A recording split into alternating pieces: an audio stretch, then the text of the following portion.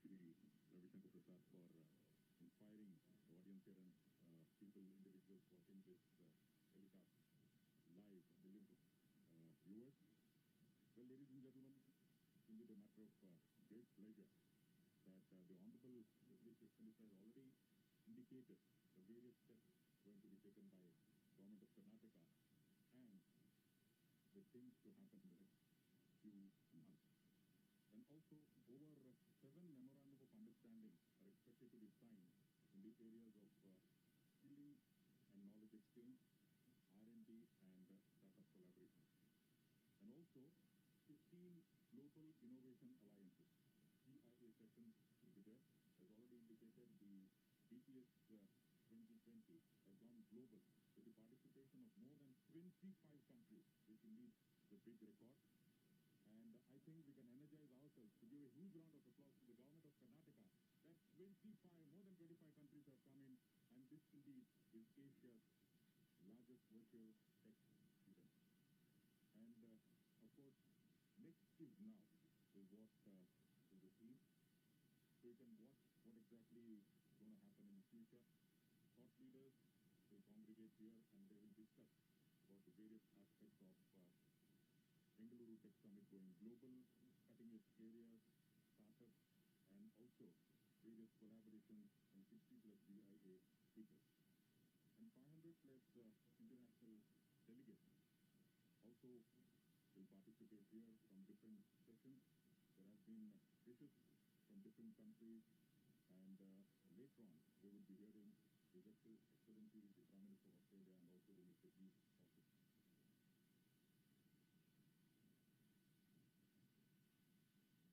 Well, ladies and gentlemen, we are all eagerly awaiting to the birth of the Honorable Chief Minister of Karnataka, and of course later on the Honorable Prime Minister of India, Shri Narendra Modi ji, will of course join us.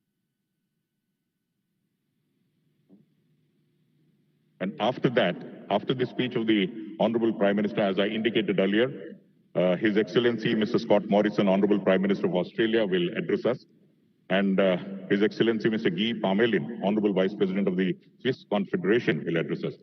Well, ladies and gentlemen, it's indeed a matter of great privilege and pleasure. The Honorable Prime Minister of India, Shri Narendra Modi ji, is amidst us. So let's give a huge round of applause and welcome the Honorable Prime Minister of India, Shri Narendra Modi ji. At this juncture, I would request the Honorable Chief Minister of Karnataka, Shri B.S. Yediyurappa ji, to address all of us. ಬಂಧುಗಳೇ, ಸ್ವಾಗತಿಸಿ ಕರ್ನಾಟಕ ರಾಜ್ಯದ ಜನಪ್ರಿಯ ಮುಖ್ಯಮಂತ್ರಿಗಳಾದ Shri B.S. Yediyurappa.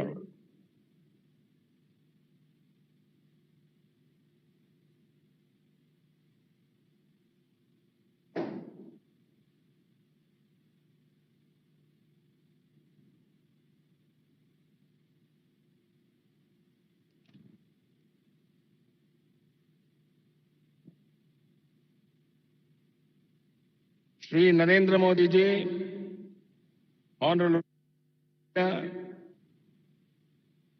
Shri Ravi Shankar Prasad, Honorable Minister of Communications, Electronics, IT and Law and Justice, Government of India, my Cabinet Ministers and dignitaries on dais, representatives of various embassies, High Commissions, industry, academia, and R&D institutions, delegates, exhibitors, members of media, ladies and gentlemen. On behalf of Government of Karnataka and people of the state, it is my privilege to welcome Shri Narendra Modi ji, Honorable Prime Minister of India, to the Bangalore Tech Summit 2020. It is a historic moment for Karnataka as Honorable Prime Minister is inaugurating the summit. Honorable Prime Minister has given a call to achieve Atmanirbhar Bharat, which will need a greater focus on the development of indigenous technologies and encouragement to grassroots level innovation. Karnataka works to achieve this through its people-friendly policies.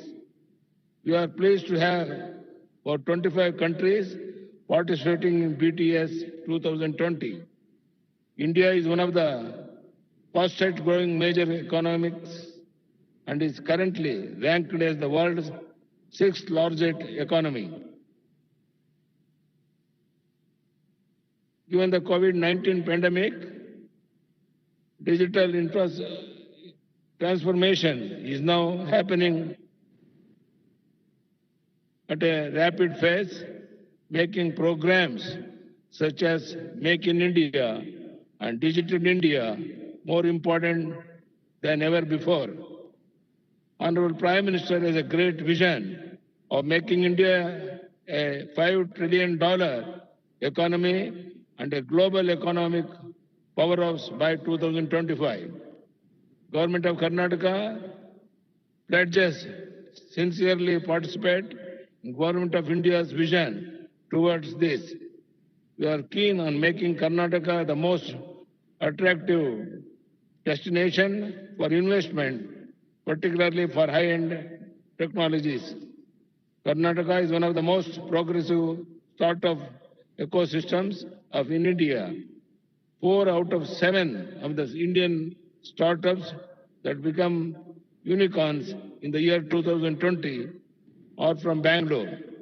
Government of Karnataka has taken a number of steps to enhance the overall business environment of the state. Amendments to labor law and land laws, establishment of Karnataka Digital Economy Mission, setting up of Karnataka Innovation Authority are some of the major steps taken in this direction. As is evident from the newly released IT policy of Karnataka, we are taking further steps to vigorously push IT behind Bangalore with the aim to generate over 60 lakh direct and indirect jobs in the next 5 years. Karnataka has been at the national forefront in harnessing the benefits of biotechnology for the past 2 decades. One of the key goals of the state is to achieve 50% market share of the national bioeconomy target of $100 billion by the year 2025, and necessary steps have already been taken. Ravishankar Prasadji, I assure you, Karnataka will take all steps to make the start as leader in data economy. Bangalore Tech Summit is a platform to showcase the strengths and opportunities of our state and collaborate with industry, academia, and governments from across the country and the world. I wish all of you a very meaningful participation at the Bangalore Tech Summit 2020. Hope we can all join hands together to ensure technology and innovation reaches all the citizens. Jai Hind, Jai Karnataka. Dhanyavad.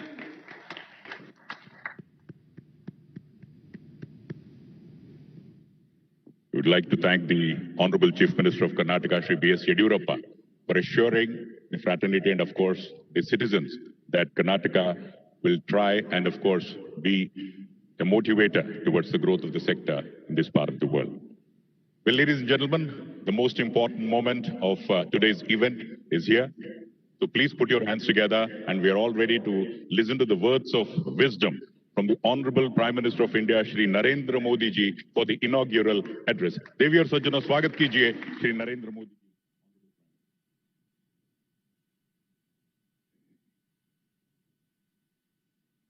Namaste. My cabinet colleague, Shri Ravishankar Prasad ji, Chief Minister of Karnataka, Shri B.S. Yediyurappa ji, and all my dear friends from the tech world. It is also fitting that technology is helping organize this important summit on technology. Friends, we launched Digital India Mission 5 years back. Today, I'm glad to say that Digital India is no longer being seen as any regular government initiative. Digital India has become a way of life, particularly for the poor, marginalized, and for those in government. Thanks to Digital India, our nation has witnessed a more human-centric approach to development. Using technology on such a large scale has brought about several life changes for our citizens.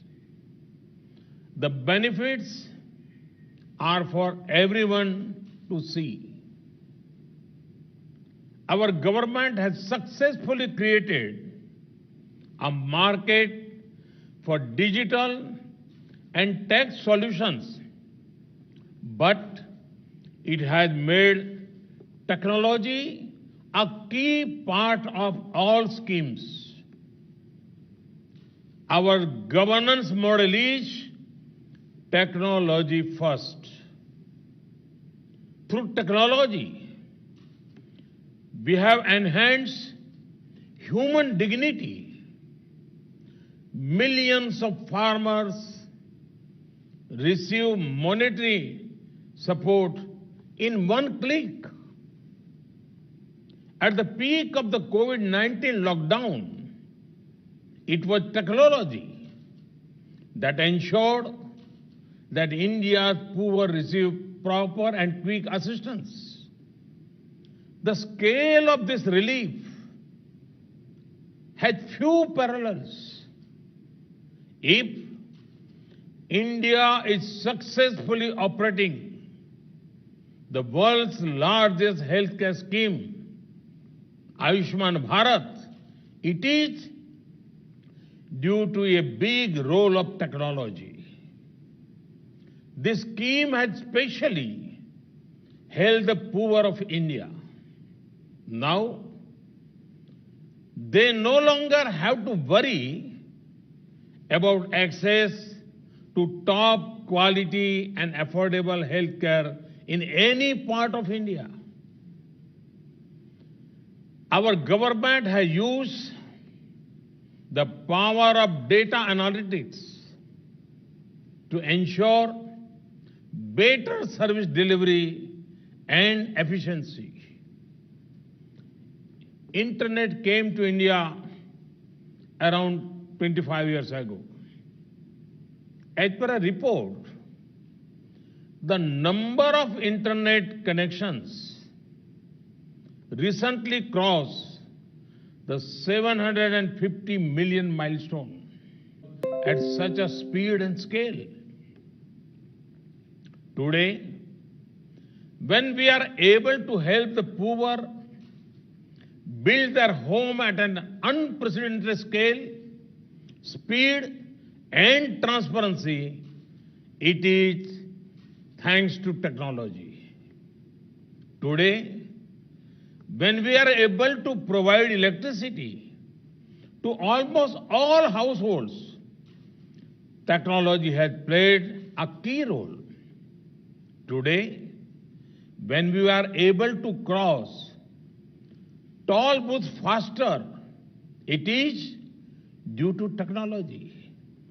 Today, it is also technology which gives us the confidence that we will be able to vaccinate our large population in a short period of time.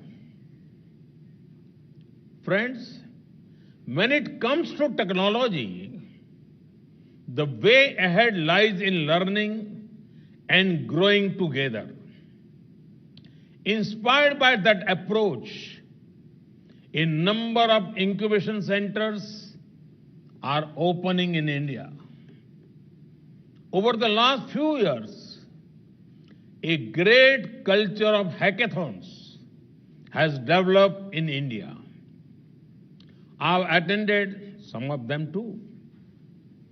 Our young minds come together and think of ways to solve key challenges our country and planet faces. Similar hackathons have been held in collaboration with Singapore and ASEAN nations. The government of India is providing support to our vibrant startup community, whose skill and success are now world famous. Friends, we have often heard that प्रतिकूल परिस्थितियों में प्रतिभा बाहर लाने का प्रभाव रखती है. Challenges bring out the best in people. Perhaps it is relevant for many of India's techies. When there is a demanding customer or there are pressing deadlines, you would have seen that some talents which even you did not know, it starts coming out. Global lockdowns, travel restrictions have constrained people inside their homes, away from their place of work. At such a time, the resilience of our tech sector was seen. Our tech sector came into action and used tech solutions to keep work going on from home and from anywhere. The tech industry recognized a great innovation opportunity in bringing people together. The COVID-19 pandemic was a bend in the path, not the end. ये तो रास्ते का एक band था, and नहीं. The amount of tech adoption that would not have happened in that decade happened in just a few months. Work from anywhere has become the norm and is going to stay. We will see a high amount of tech adoption in the fields of education, health, shopping, and more. Since I have the opportunity to directly engage with some of the most brilliant minds in the tech world, I want to confidently say, thanks to your efforts, we can certainly make the user experience better using technology to make the physical-digital convergence seamless. We can surely further make the tech tools more user-friendly. Friends, achievements of the industrial era are in the rear view mirror, and now we are in the middle of information era. Future is coming sooner than anticipated. We should quickly set the bygone era thinking. In the industrial era, change was linear. But in the information era, change is disruptive and big.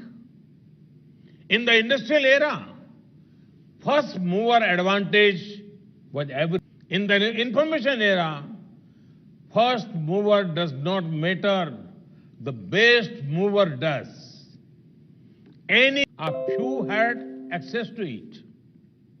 In the information era, the raw material, which is information, is everywhere in front of us, and everyone has access to it. India, as a country, is uniquely positioned to leap ahead in the information era. We have the best minds as well as the biggest market.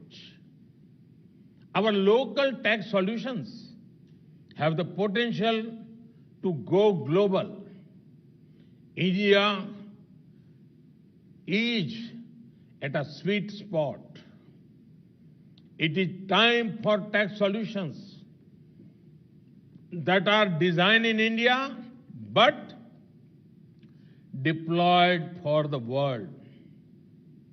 Friends, our policy decisions are always aimed at liberalizing tech and innovations industry.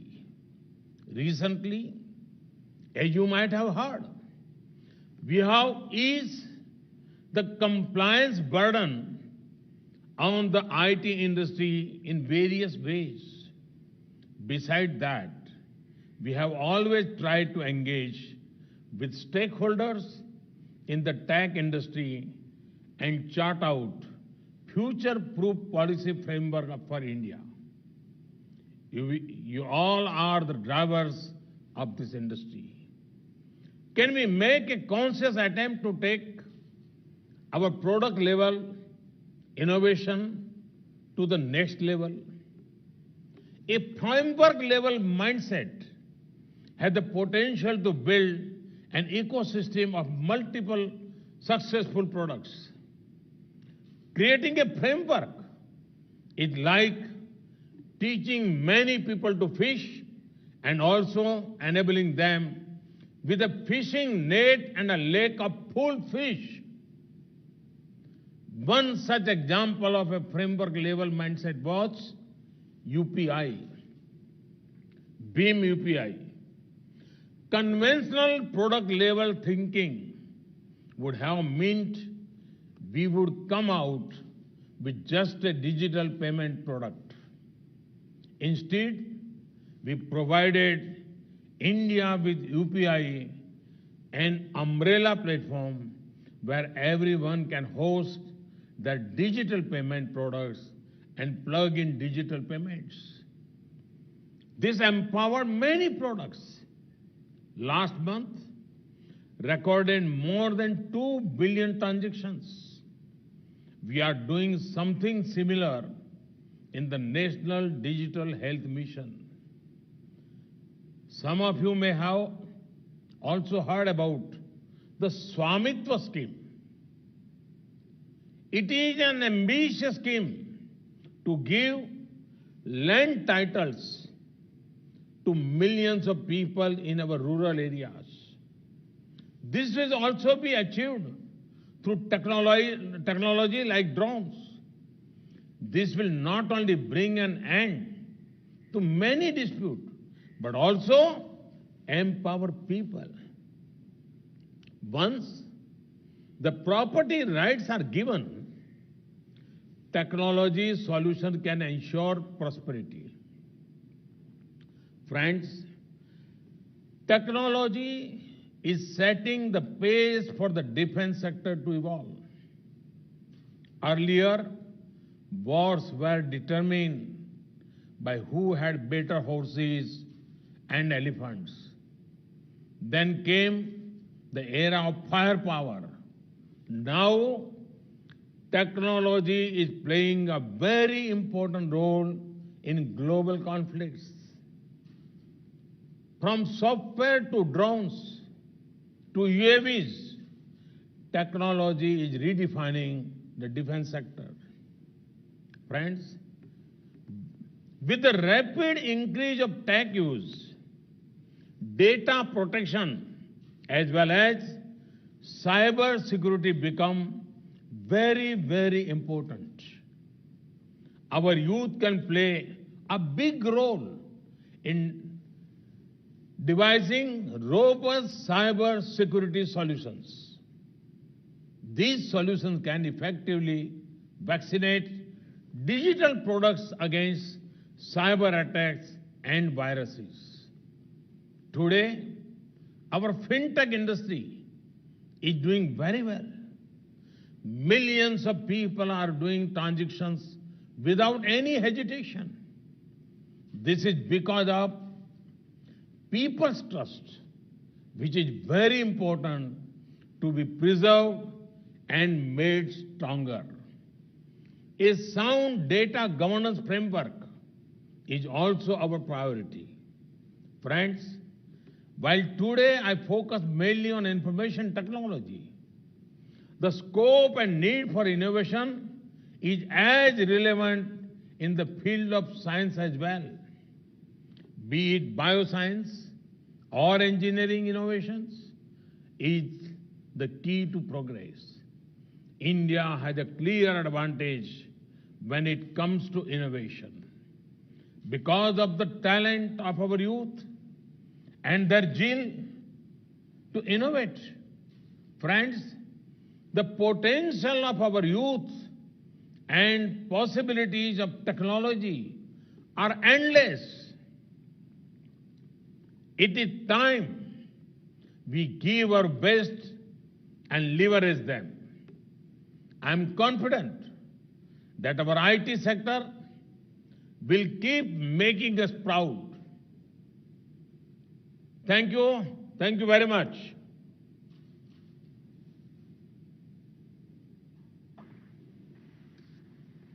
Ladies and gentlemen, you'd all agree with me that it was indeed a highly inspiring and, of course, a visionary address, inaugural address by the Honorable Prime Minister of India, Shri Narendra Modi.